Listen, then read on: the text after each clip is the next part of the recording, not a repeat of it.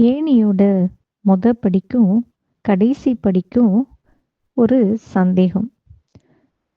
ஏணியில இருக்கிற படி, அதாவது படியில முதல்ல கால் வைக்கிறோம்ல, அந்த படி. அந்த படி எப்பவுமே கூலா இருக்கும். ஆனா, ஏணியோட கடைசி படி, அதாவது நம்ம ஏணியில ஏறி, ஏறி, ஏறி ஒரு உயரத்தை எட்டுறப்போ இருக்கிற அந்த படி, கடைசி படி.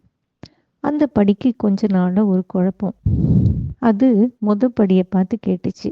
படிப்படியா நம்மள யூஸ் பண்ணி மேல வர மனுஷன், மேல வந்த உடனே நம்மள உதறி தள்ளிட்டு போறானே, அது எவ்வளவு பெயின்ஃபுல்லா இருக்கு. ஆனா, முதல் படியா இருக்கிற நீ அத பத்தி கவலைப்பட்ட மாதிரியே இல்லையே. நான் தான் புலம்புறேன்.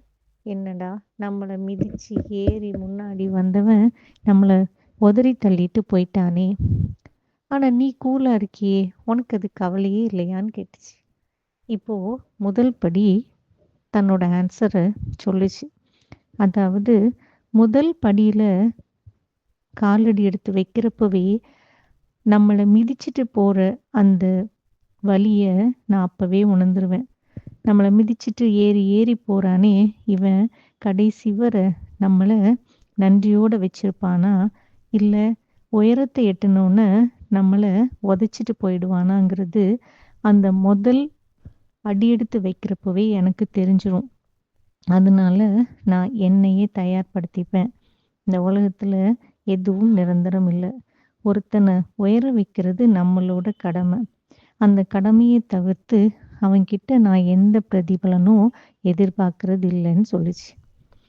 இப்போ கடைசி படி பேசிச்சு.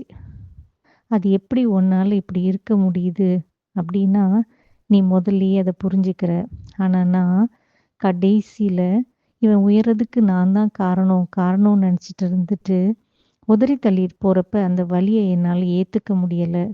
இன்னைக்கு உன்கிட்டேருந்து நான் ஒரு உண்மையை கத்துக்கிட்டேன். யாரை உயர்த்தி மேல ஒரு நல்ல நிலைமைக்கு நான் கொண்டு போறோமோ, அதோட நம்ம கடமை முடிஞ்சிச்சு. அதுக்கு பிரதிபலன் நம்ம தேடுனா, நம்மள மாதிரி முட்டாள் யாரும் இல்ல.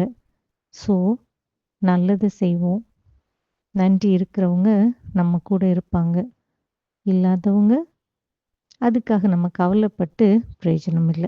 சிந்திப்போமா?